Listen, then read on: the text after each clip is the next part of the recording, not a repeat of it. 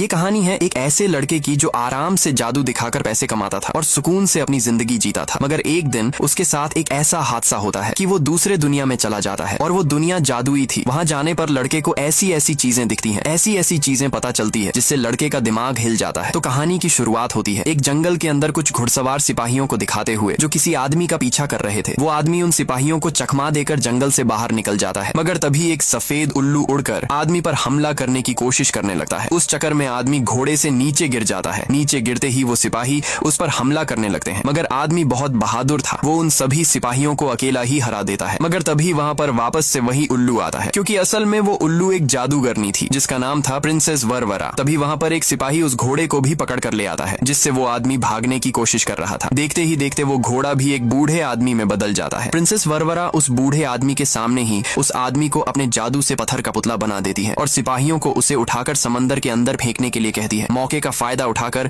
वो बूढ़ा आदमी भी समंदर के अंदर कूद जाता है। तब हम देखते हैं कि समंदर के अंदर उस पत्थर बन चुके आदमी के तरह बहुत सारे और लोग भी थे जो पत्थर बन चुके थे, यानी प्रिंसेस वरवरा ने उन सभी को पत्थर बना दिया था। अगले सीन में हमें असली दुनिया दिखाई जाती है जहाँ पर इवान नाम का एक लड़का लाइव शो में जादू दिखा रहा था। कुछ देर के बाद शो खत्म होने पर जब वो बाहर आता है तभी एक बूढ़ी औरत उसके पास आती है और इवान से कहने लगती है कि जल्दी ही उसकी किस्मत बदलने वाली है। और वो इवान से एक अजीब बात कहती है कि वो दूसरी दुनिया में जाकर मुर्गी की तरह एक घर को जलाने वाला है और उसी समय से उसका बुरा वक्त शुरू हो जाएगा। इधर इवान जो खुद एक जादूगर था वो उस बूढ़ी औरत के उन बातों पर बिना ध्यान दिए अपने गाड़ी में बैठकर घर चला जाता है। अगले दिन इवान को किसी का कॉल आता है, तब इवान तुरंत अस्पताल में पहुंचता है। वहाँ पर एक औरत इवान को किसी मरीज के पास ले जाती है, क्योंकि वो मरीज सिर्फ 10 साल का एक लड़का था जो पिछले कई महीनों से उसी तरह कोमा में होता है। और क्योंकि इवान अपने उन जादू के लिए बहुत फेमस था, इसलिए वो औरत इवान को अपने जादू से उस लड़के को कोमा से जगाने के लिए कहती है, मगर इवान वो नहीं कर सकता था और वो तो जादू के बहाने सभी लोगों को फंसाकर पैसे कमाता था। इसलिए वो किसी बहाने से वहाँ से चला आता है। वो वहाँ से निकलकर किसी मॉल के अंदर बैठा होता है। तभी वहाँ पर काला सूट पहने कुछ लोग उसके पास आते हैं, क्योंकि कुछ दिनों पहले इवान एक औरत के घर गया था, क्योंकि उस औरत को उसके घर के अंदर कुछ अजीब महसूस होता है, मानो उसके अलावा कोई और भी कमरे में हो। इधर इवान जो पहले से ही लोगों को उल्लू बनाकर पैसे कमाता था, वो मौके का फायदा उठाकर उस औरत से कहता है कि उसके सर पर किसी चुड़ैल का साया है और उस चुड़ैल के साथ उसका पति भी मिला हुआ है। इस वजह से वो काला सूट पहने उन आदमियों में उस औरत का पति भी होता है जो एक पुलिस अफसर था। इवान समझ जाता है वो लोग उसे वहाँ पकड़ने आए हैं, इस वजह से वो वहाँ से भागने लगता है। वो लोग भी इवान का पीछा करने लगते हैं। इवान भागकर उस वाटर स्लाइड के पास पहुंच जाता है, मगर अब उसके पास भागने का कोई रास्ता नहीं था, जिस वजह से वो उसी वाटर स्लाइड में कूद जाता है और स्लाइड करते करते नीचे आने लगता है। मगर जब वो उसके दूसरे साइड निकलता है तब किसी जंगल के अंदर आ पहुंचता है। इवान पूरी तरह से कंफ्यूज हो जाता है, क्योंकि वो तो उस वाटर स्लाइड के अंदर कूदा था। उसके पीछे एक पेड़ में बहुत बड़ा छेद होता है। इवान उसके करीब जाता है, तब अचानक से एक बूढ़ा आदमी उस छेद से बाहर आता है। उस बूढ़े आदमी से डरकर इवान वहां से जाने लगा है, मगर देखते ही देखते वो बूढ़ा आदमी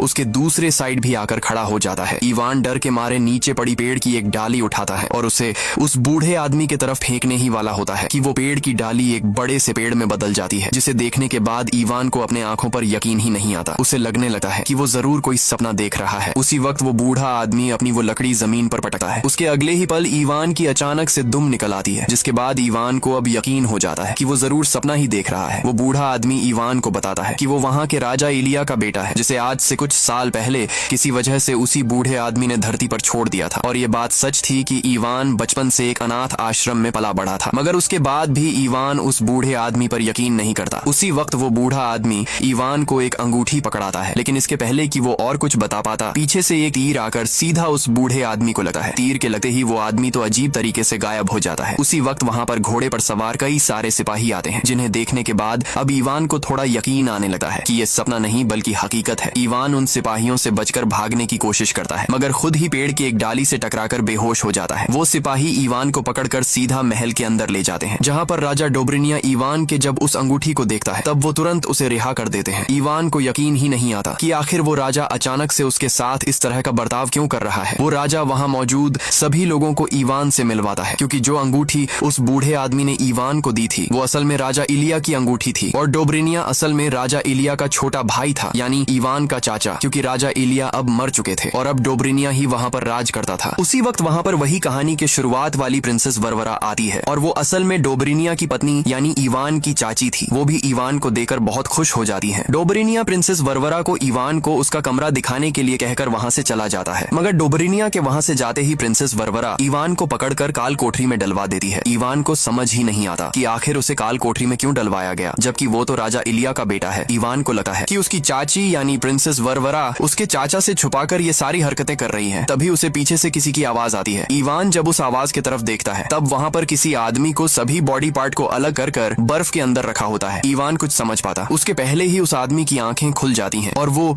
इवान से बात करने लगता है। इवान पूरी तरह से कंफ्यूज हो जाता है क्योंकि उसके सभी बॉडी पार्ट अलग अलग हो चुके थे, मगर फिर भी वो आखिर अब तक जिंदा कैसे था। इवान उससे आखिर वो है कौन कर पूछता है। तब वो आदमी अपना नाम कोशे बताता है और वो इवान को भी अच्छे से जानता था कि वो राजा इलिया का बेटा है और धरती पर वो झूठा जादू दिखाकर लोगों को लूटा है, यानी कोशे सब जानता था। इवान उससे वो आखिर वापस अपने घर यानी धरती पर कैसे जा सकता है कर पूछता है। तब कोशे उसे बताता है कि यहाँ से निकलने के सिर्फ 2 ही रास्ते हैं, या तो उन सिपाहियों की तलवार से मर जाओ या फिर वो चमत्कारी तलवार को ढूंढ निकालो जो राजा इलिया यानी इवान के ही पिता ने छुपा रखी है। इवान उस तलवार के बारे में पूछता है। तब कोशे इवान को एक कहानी सुनाता है। आज से कई सालों पहले एक मायावी जादूगर उस गांव में रहा करता था और वो अमर होना चाहता था, और जब चांद और सूरज एक दूसरे के सामने आने वाले थे तब वो उसी तलवार से अमर होने वाला था। लेकिन इसके पहले कि वो मायावी जादूगर अमर हो जाता, एक छोटे लड़के ने उस मायावी जादूगर को मार दिया और उसके जगह पर खुद अमर हो गया, और उस छोटे लड़के का नाम था कोशे। मगर कुछ सालों बाद राजा इलिया ने कई बहादुर सिपाहियों के साथ मिलकर कोशे को हरा दिया और उस तलवार को एक अनजानी जगह पर छुपा दिया और कोशे के सभी अंगों को अलग अलग कर उसे उस जगह कैद कर दिया। और यही वजह थी कि कोशे के सभी अंग अलग अलग होने के बाद भी वो अभी तक जिंदा था। दूसरी तरफ बाहर की ओर कुछ कैदी किसी बूढ़ी औरत को पिंजरे में कैद कर लाते हैं। जब महल के सिपाही पिंजरे में कैद उस बूढ़ी औरत को देखते हैं तब उन्हें यकीन ही नहीं आता, क्योंकि वो बूढ़ी औरत बाबा यागा थी जो वहाँ की सबसे बड़ी जादूगरनी थी और आज से पहले वो कभी भी उसे पकड़ नहीं पाए थे। मगर वो सिपाही इस बात से अनजान थे कि बाबा यागा वहाँ किसी खास वजह से आई थी। वो सिपाही बाबा यागा को कैद खाने में डालकर वहाँ से चले जाते हैं। कुछ देर के बाद बाबा यागा की जेब से एक मेंढक निकलकर बाहर की ओर जाता है। उधर जिस सिपाही को कैद खाने पर ध्यान रखने के लिए रखा गया था वो खाना खा रहा होता है। उसी वक्त उसे किसी की आवाज आती है। वो जब पीछे मुड़कर देखता है तब वहाँ कोई भी नहीं होता, मगर जब वो वापस आगे देखता है तब वहाँ पर एक लड़की खड़ी होती है। वो सिपाही लड़की पर हमला करने ही वाला होता है कि अचानक से वो बेहोश हो जाता है, क्योंकि उस लड़की ने चुपके से उसके खाने में बेहोशी की गोली डाल दी थी। वो लड़की सबसे पहले जाकर बाबा यागा को छुड़ाती है, फिर वो जाकर कोशे को भी वहाँ से निकालने लगते हैं और यही वजह थी कि बाबा यागा उस कैद खाने में आई थी। फिर जब वो तीनों वहाँ से भाग ही रहे होते हैं कि इवान उसे भी उनके साथ लेने के लिए कहता है। कोशे जो जानता था कि इवान राजा इलिया का बेटा है और उसे इवान की जरूरत पड़ने वाली थी, क्योंकि वही उस चमत्कारी तलवार को पहचान सका था। ये बात तो इवान को भी नहीं पता होती, मगर कोशे जानता था, इसलिए वो इवान को भी उनके साथ लेने के लिए कहता है। बाबा यागा उन सभी को लेकर एक झोपड़ी के अंदर ले जाती है। इवान उससे पूछता है कि क्या वो लोग उसके अंदर छुपेंगे, मगर तभी बाबा यागा उस घर को चलने के लिए कहती है। तब उस घर के अचानक से पैर आ जाते हैं और वो घर चलने लग जाता है। वो लोग उस घर के ही अंदर बैठकर सिपाहियों से बचते हुए सही सलामत किसी जंगल के अंदर पहुंच जाते हैं। दूसरी तरफ डोब्रिनिया को कोशे के भाग जाने का पता चल जाता है और ऊपर से उसी बात का फायदा उठाकर प्रिंसेस वरवरा डोब्रिनिया से झूठ बोलती है कि इवान भी उस कोशे के साथ मिला हुआ है और वो एक गद्दार है, क्योंकि डोब्रिनिया को उसके पत्नी वरवरा के हरकत के बारे में कुछ भी पता नहीं होता। इधर ये सभी उस घर से बाहर आते हैं, मगर इवान वापस से अंदर जाकर कुछ ढूंढने लगता है और लाइटर के रोशनी से देखने की कोशिश करता है, मगर उस चक्कर में उस घर के अंदर ही आग लग जाती है। इवान उसे बुझाने की कोशिश करता है, मगर आग बहुत बढ़ चुकी थी, इसलिए वो बाहर आकर बाबा यागा को बताता है। बाबा यागा कई सालों से उस घर के अंदर रह रही थी। वो तुरंत जाकर अपना सारा जरूरी सामान उस घर से बाहर निकालती है, लेकिन तभी इवान देखता है कि उस घर के वापस से पैर आ चुके हैं और वो आग की वजह से भाग रहा है। दिखने में वो घर एकदम मुर्गी की तरह था, जिसे देखने के बाद इवान को एक बात याद आती है, वही उस बूढ़ी औरत की बात जो इवान को उस रात मिली थी, जिसने कहा था कि वो दूसरी दुनिया में जाकर मुर्गी जैसे घर को जलाने वाला है और तभी से उसका बुरा वक्त शुरू हो जाएगा। अब इवान को उस बूढ़ी औरत की बात समझ आती है। उसके घर को जलाने की वजह से बाबा यागा उसे झाड़ू से मारने लगी है। कुछ देर के बाद वही लड़की जिसका नाम वैसिलीसा था, वो इवान को एक दवाई के नाम पर कुछ पीने के लिए देती है। इवान भी बिना सोचे उसे पी जाता है, मगर वो असल में बाबा यागा की ही एक जादुई दवाई थी, जिससे किसी भी इंसान की आवाज 100 गुना बढ़ जाती थी। एक तो पहले ही इवान ने बाबा यागा का वो घर जला दिया था और अब वो उस दवाई को पीकर बाबा यागा के ही सामने तेज आवाज में बात कर रहा था, जिस वजह से बाबा यागा बार बार दूर जाकर गिर रही थी। बाबा यागा इवान को उस दवाई का असर खत्म करने के लिए एक दूसरी दवाई देती है। इधर वैसिलीसा इवान के ऊपर हंसी जा रही थी। फिर वो सभी उस चमत्कारी तलवार को ढूंढने के सफर में निकल पड़ते हैं। बाबा यागा तो आराम से अपने उस जादुई बाल्टी में बैठकर उड़ते हुए जा रही थी। कुछ दूर आगे जाने पर इवान अपना फोन निकालकर उन तीनों के साथ तस्वीरें लेने लगा है, लेकिन अब प्रिंसेस वरवरा अपने सिपाहियों को लेकर उस जंगल तक पहुंच चुकी थी। उस चमत्कारी तलवार को पाने के लिए कोशे को उस खूनी नदी नदी से होकर गुजरना पड़ने वाला था, जिसके अंदर हजारों पिरान्हा मछलियां थीं। इसलिए अगर उन्हें उस नदी को पार करना है तो उन्हें मरमान की जरूरत पड़ने वाली थी। लेकिन मरमान किसी की बात नहीं सुनता था। उसे अगर जाल में फंसाना है तो उसका सिर्फ एक ही रास्ता था, हसीन लड़कियां। इसलिए कोशे वैसिलीसा को पानी के किनारे बैठा देता है ताकि उसे देकर मरमान बाहर आ जाए, और होता भी बिल्कुल वैसा ही है। मरमान वैसिलीसा को देकर पानी के बाहर आता है। वैसिलीसा मरमान को मोहित करने की कोशिश करती है, मगर उसी वक्त एक केकड़ा मरमान के पास आकर उसके कानों में कुछ कहता है, जिसके बाद मरमान अपने नाक से कुछ महसूस करने की कोशिश करता है और उसे वैसिलीसा से बगावत की बू आती है, क्योंकि वो लोग मरमान का सिर्फ उस खूनी नदी को पार करने के लिए इस्तेमाल करने वाले थे। उसमें मरमान का कुछ भी फायदा नहीं था। उसी वक्त कोशे आगे आता है। मरमान कोशे को अच्छे से जानता था, मगर वो कोशे की भी बात नहीं मानता। अब बाबा यागा अपने आप से कहती है कि उसे ही कुछ करना होगा। वो बात इवान सुन लेता है और वो बाबा यागा को कुछ न करने के लिए ही कहता है, क्योंकि बाबा यागा एक बूढ़ी औरत थी और मरमान तो सिर्फ हसीन लड़कियों के लिए ही काम करता था। मगर इवान बाबा यागा को ठीक से नहीं जानता था। बाबा यागा चुपके से एक नीले कलर के लिक्विड को निकालती है और उसे एक सूखे हुए सेब पर डाल देती है, जिसके बाद वो सूखा सेब अचानक से गोल मटोर ताजे सेब में बदल जाता है। बाबा यागा उसी सेब को उठाकर खा जाती है। उसके अगले ही पल बाबा यागा एक जवान खूबसूरत लड़की में बदल जाती है, जिसे देखकर इवान को तो यकीन ही नहीं आता। मरमन इस बार अपने सामने इतने खूबसूरत लड़की को देखकर मना नहीं कर पाता और उनके उस चमत्कारी तलवार ढूंढने के सफर में जुड़ जाता है। दूसरी तरफ प्रिंसेस वरवरा उस झील के पास भी पहुंच जाती है जहां पर वो लोग मरमन को ढूंढने आए थे। वो अपने जादू से पानी को गर्म करने लगती है, जिस वजह से मरमन के साथ रहने वाला केकड़ा गर्मी को सह नहीं पाता और पानी से बाहर आ जाता है। वो केकड़ा वरवरा को सारी बात बता देता है, जिसे सुनने के बाद प्रिंसेस वरवरा एक जादुई तीर निकालकर हवा में छोड़ देती है। वो तीर जाकर सीधा राजमहल के किसी सिपाही को लगता है जो डोबरिनिया के पास था। वो तीर लगते ही वो सिपाही प्रिंसेस वरवरा के भेस में आ जाता है और कोशे जो कुछ भी कर रहा है उसके बारे में सारी बात डोबरिनिया को पता चल जाती है कि वो मरमान को लेकर उस खूनी नदी को पार कर चमत्कारी तलवार को ढूंढने गया है। इधर कोशे उन सभी को लेकर एक गुफा के अंदर जाता है। उस गुफा के अंदर एक विशाल दानव रहता था, मगर उस चमत्कारी तलवार के पास जाने का रास्ता सिर्फ उस गुफा से ही होकर गुजरता था। ये सभी बिना किसी आवाज के उस दानव से बचते हुए जाने की कोशिश करते हैं, मगर अचानक से इवान का फोन बजने लग जाता है और वो दानव अब उन लोगों को देख लेता है। वो दानव उन पर हमला करने लगता है। ये सभी जैसे तैसे कर उससे बचते हुए पत्थर के पीछे छुप जाते हैं, मगर अब उनमें से किसी को उस दानव का मुकाबला करना होगा, वरना वो लोग वहां से नहीं निकल सकते थे। वैसिलीसा इवान से जाकर उस दानव से लड़ने के लिए कहती है, क्योंकि वो राजा इलिया का बेटा था। मगर इवान तो खुद बहुत डरपोक था। मगर इवान जब छुपकर उस दानव को देखता है तब उसे पता चलता है कि वो दानव तो असल में एक फीमेल दानव है और इवान तो लड़कियों को अपने जाल में फंसाने में बहुत माहिर था। इसलिए इवान के दिमाग में एक आइडिया आता है। वो अपने फोन में एक प्यारा सा म्यूजिक चलाता है और उस फीमेल दानव के सामने जाकर डांस करने लगता है और हैरानी से वो फीमेल दानव को भी वो म्यूजिक पसंद आ जाता है और वो भी डांस करने लग जाती है। उसी बात का फायदा उठाकर ये लोग उस गुफा से बाहर आ जाते हैं। गुफा के दूसरे साइड ही वो खूनी नदी होती है, मगर इतने साफ नदी को देखकर इवान कोशे से सवाल करने लगता है कि आखिर उन्हें इसके लिए मरमैन की क्यों जरूरत थी, क्योंकि वो तो आसानी से उसे पार कर सकते हैं। तभी कोशे नीचे से पत्थर उठाकर पानी की तरफ फेंकता है। अगले ही पल पिरान्हा मछलियां पानी के ऊपर आ जाती हैं। इस तरह की हजारों मछलियां उस पानी के अंदर थीं, जो इंसानों की हड्डियां तक चबा जाती थीं। और मरमान मछलियों का राजा था, इसलिए वो मछलियां मरमान को कुछ नहीं करेगी और उसकी बात भी मानेगी। मगर जब मरमान पानी के अंदर जाता है तब वो मछलियां तो उसे भी काटने लगती हैं, यानी उन मछलियों के सामने मरमान की भी नहीं चलने वाली थी। जिसके बाद वैसिलीसा कोशे पर भड़क जाती है, क्योंकि वहां आने से पहले कोशे ने वैसिलीसा से कुछ वादा किया था, जो वादा अब उसने तोड़ दिया है, क्योंकि उनके पास इसके आगे जाने का कोई रास्ता नहीं था। वैसिलीसा गुस्से में जंगल के अंदर चली जाती है। उसके जाने के बाद इवान कोशे से सवाल करता है कि आखिर उसने वैसिलीसा से कौन सा वादा किया था। तब कोशे बताता है कि वैसिलीसा और उसके माता पिता एक मेंढक हैं। वो सुनने के बाद इवान को कुछ भी समझ नहीं आता। दरअसल वैसिलीसा और उसके माता पिता को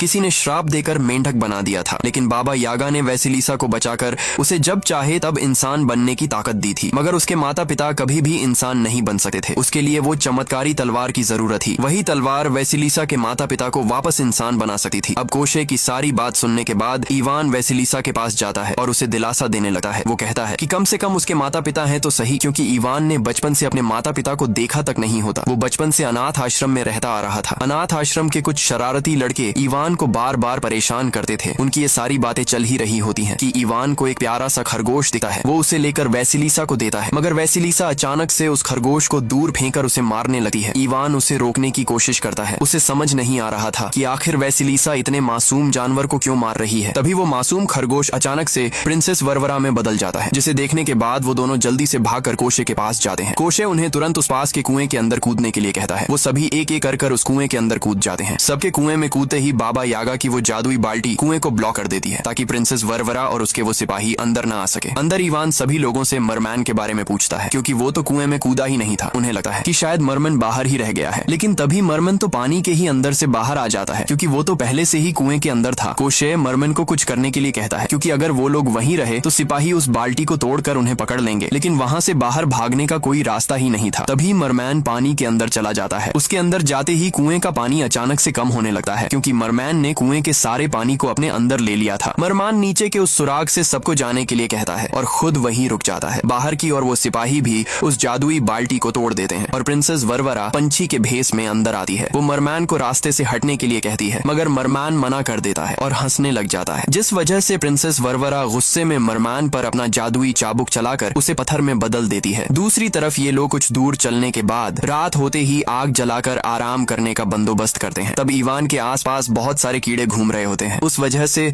वो मजाक में वैसिलिसा को उन कीड़ों को खाने के लिए कहता है, क्योंकि वो एक मेंढक थी, मगर वैसिलिसा को उसका मजाक पसंद नहीं आता और वो वहां से उठकर चली जाती है। कुछ देर बाद इवान वैसिलिसा को ढूंढने लगा है। तब उसे एक मेंढक दिखता है। इवान को लगता है कि वही मेंढक वैसिलिसा है, इसलिए वो उसी से बात करने लगा है। इधर वैसिलिसा तो इवान के पीछे खड़े होकर उसकी सारी बातें सुन रही थी। फिर जब इवान पीछे मुड़ता है तब वो तो वैसिलिसा को वहां देकर डर जाता है। इवान के गले में एक खास तरह का लॉकेट होता है। वो उस लॉकेट को वैसिलिसा को पहना देता है, क्योंकि इवान कहीं ना कहीं वैसिलिसा को पसंद करने लगा था। इवान जब छोटा था तब जो बच्चे उसे अनाथ आश्रम में परेशान करते थे, उन्होंने उसे एक दिन अलमारी के अंदर कैद कर रख दिया था और उसे वहीं छोड़कर चले गए थे। मगर इवान को उस वक्त अलमारी में एक लंबी पिन जैसी चीज मिली थी और वो उसी के मदद से अलमारी से बाहर आ गया था। उसी दिन से उसने उस पिन को बहुत संभाल कर रखा था, क्योंकि वो उसके बहादुरी की निशानी थी। उसी वक्त कोशे वहां आकर उन्हें सोने के लिए कहता है, क्योंकि उन्हें सुबह वापस चमत्कारी तलवार के तलाश में निकलना था, क्योंकि उस कुएं के नीचे से निकलने के बाद वो अपने आप उस खूनी नदी के दूसरी साइड आ चुके थे। फिर इसी तरह सुबह हो जाती है, लेकिन सुबह होने पर प्रिंसेस वरवरा अपने सिपाहियों को लेकर उन लोगों को चारों तरफ से घेर लेती है। वैसिलिसा और कोशे प्रिंसेस वरवरा से लड़ने की कोशिश करते हैं, मगर प्रिंसेस वरवरा कोशे को उठाकर दूर फेंक देती है और उसी जादुई चाबुक से वैसिलिसा पर भी हमला करने लगती है। वैसिलिसा बचने के चक्कर में उस किनारे से नीचे गिर जाती है, जिसे देखकर इवान का दिल पूरी तरह से टूट जाता है। अब सिपाही उन लोगों को बंधी बनाकर वहां से ले जाने लगते हैं। तभी इवान को मेंढक की आवाज आती है। इवान जब पीछे मुड़कर देखता है तब वहां पर वैसिलिसा ही होती है, जो बच चुकी थी, क्योंकि गिरने से पहले उसने खुद को मेंढक में बदल दिया था और इवान के उसी लॉकेट के वजह से वैसिलिसा बच गई थी। प्रिंसेस वरवरा इवान, कोशे और बाबा यागा को लेकर एक जगह पर ले जाती है। उस जगह पर हजारों तलवारें पड़ी होती हैं, जिसे देखने के बाद इवान एक सवाल पूछता है कि आखिर इतनी सारी तलवारों में से चमत्कारी तलवार कैसे पता लगेगी। उसके जवाब में प्रिंसेस वरवरा कहती है कि तुम राजा इलिया के बेटे हो और उस तलवार को सिर्फ तुम ही ढूंढ सकते हो। अब ना चाहते हुए इवान जाकर तलवार ढूंढने लगता है। तभी वो अचानक से एक तलवार उठाकर यही है चमत्कारी तलवार कर जोर से चिल्लाता है, मगर उसके अगले ही पल वो तलवार तो उसके हाथ में ही टूट जाती है, क्योंकि इवान ने तो बस एक तुक्का लगाया था। जिसके बाद अब प्रिंसेस वरवरा गुस्से में इवान पर अपने उस जादुई चाबुक से हमला करने लगती है। उससे बचने के चक्कर में इवान जमीन पर पड़ी एक लकड़ी उठाता है। उस लकड़ी को उठाते ही वो अचानक से एक तलवार में बदलने लगती है, क्योंकि राजा इलिया ने उस चमत्कारी तलवार को उस लकड़ी के ही रूप में छुपा कर रखा हुआ था। अब इवान उसी तलवार से प्रिंसेस वरवरा पर हमला करता है, जिसके वार से वो तो दूर जाकर गिर जाती है। इवान सबसे पहले बाबा यागा और कोशे को छुड़ाता है और वो तलवार कोशे को दे देता है, क्योंकि कोशे ने उस चमत्कारी तलवार के मिलने के बाद इवान को उसके दुनिया में वापस भेजने का वादा किया था। लेकिन उसी वक्त वहां पर डोबरीनिया आ जाता है। डोबरीनिया इवान को गद्दार समझ रहा था, मगर इवान बिना किसी देरी के प्रिंसेस वरवरा की सारी हकीकत डोबरीनिया को बता देता है, जिसे सुनने के बाद डोबरीनिया को यकीन ही नहीं आता। लेकिन वो सब तो डोबरीनिया नाटक कर रहा था, क्योंकि उसे पहले से ही सारी चीजें पता थी। और इससे भी बुरा तब होता है जब इवान को पता चलता है कि कोशे भी डोबरीनिया से मिला हुआ है, क्योंकि उस चमत्कारी तलवार के बदले डोबरीनिया कोशे को वो जादुई पत्थर देने वाला था, जिसके अंदर कोशे की जिंदगी कैद थी। वादे के मुताबिक कोशे डोबरीनिया को वो तलवार देता है और डोबरीनिया कोशे को वो जादुई पत्थर। मगर डोबरीनिया बहुत चालाक था, क्योंकि उसने कोशे को नकली पत्थर दिया था। उसी वक्त वहां पर वैसिलिसा मेंढक के रूप में आती है और वो इंसान में बदलकर उस तलवार को डोबरीनिया के हाथ से गिरा देती है। वो तलवार जाकर सीधा इवान के पास जा गिरती है। इवान तुरंत उस तलवार को उठा लेता है। वैसिलिसा उस तलवार से डोबरीनिया को और वरवरा को खत्म करने के लिए कहती है, मगर इवान तो उस तलवार से धरती पर जाने का पोर्टल बनाकर बिना किसी परवाह के वैसिलीसा को उसी हालत में छोड़कर पोर्टल के अंदर कूद जाता है और वो वापस अपने असली दुनिया में चला आता है। मगर जब इवान घर जाता है तब वो अपने फोन को देखने लगता है जिसके अंदर उसके कोशे, बाबा यागा और वैसिलीसा के साथ तस्वीरें थीं। वैसिलीसा के उन फोटो को देखने के बाद इवान को अपने डिसीजन पर पछतावा होने लगा है, क्योंकि वो वैसिलीसा को पसंद करने लगा था और उसने उसे वहीं डोब्रिनिया के पास मरने के लिए छोड़ दिया था। तभी इवान अचानक से उठकर घर से निकलता है और सीधा वापस उसी वाटर स्लाइड में जाकर वापस से कूद जाता है, मगर इस बार वो दूसरी दुनिया में नहीं पहुंचता और इस तरह से बिना टिकट के अंदर घुसने की वजह से पुलिस भी उसे पकड़कर जेल के अंदर डाल देती है। मगर जेल के अंदर इवान के साथ एक और कैदी भी था और वो कैदी और कोई नहीं बल्कि वही बूढ़ा आदमी था जो इवान को जब वो पहली बार उस दूसरी दुनिया में गया था तब मिला था। इवान को लगा था कि उस तीर के लगने की वजह से वो बूढ़ा आदमी मर चुका है, मगर उसे अपने सामने देखकर इवान बहुत खुश हो जाता है। इवान उस बूढ़े आदमी को उसे वापस उस जादुई दुनिया में भेजने के लिए कहता है। वो बूढ़ा आदमी भी उसके लिए मान जाता है, लेकिन जाने से पहले वो इवान को किसी तरह का छोटा सा पाउच पकड़वाता है। फिर वो अपने उस जादुई लकड़ी से दूसरी दुनिया का पोर्टल खोल देता है और इवान भी इसके पहले कि दूसरे पुलिस अफसर आकर उसे पकड़ ले उस पोर्टल के अंदर कूद जाता है। दूसरी तरफ जादुई दुनिया में डोब्रिनिया ने वैसिलीसा, बाबा यागा और कोशे को पकड़कर बांध दिया था और इससे भी बुरा ये था कि वो चमत्कारी तलवार वापस से डोब्रिनिया को मिल चुकी थी और आज वही दिन था जब सूरज और चांद एक दूसरे के सामने आने वाले थे, यानी डोब्रिनिया भी अब उस चमत्कारी तलवार से कोशे की तरह अमर होने वाला था। उसी वक्त सिपाही इवान को पकड़कर वहां ले आते हैं, क्योंकि उस पोर्टल से इस दुनिया में आते ही सिपाहियों ने उसे पकड़ लिया था। मगर इवान इस बार खाली हाथ नहीं आया था। वो अपने साथ पोर्टल में कूदने से पहले बंदूक भी लेकर आया था। वो डोब्रिनिया पर बंदूक उतान देता है और उसे अमर होने वाली प्रक्रिया रोकने के लिए कहता है, मगर जब डोब्रिनिया उसकी बात नहीं सुनता तो इवान उस पर गोली चला देता है। वो गोली सीधा डोब्रिनिया के सीने पर लग जाती है और डोब्रिनिया वहीं मर जाता है। अब इवान उसकी चाची यानी प्रिंसेस वरवरा पर भी बंदूक उतान देता है, मगर डरने के बजाय प्रिंसेस वरवरा के चेहरे पर मुस्कान आ जाती है, क्योंकि इवान के पीछे डोब्रिनिया वापस उठ खड़ा हो चुका था, क्योंकि इवान के गोली चलाने के पहले ही डोब्रिनिया ने खुद को अमर कर लिया था। उसी वक्त एक छोटा ड्रैगन अचानक से वहां आ जाता है, जिसे इवान ने ही पकड़े जाने से पहले रिहा कर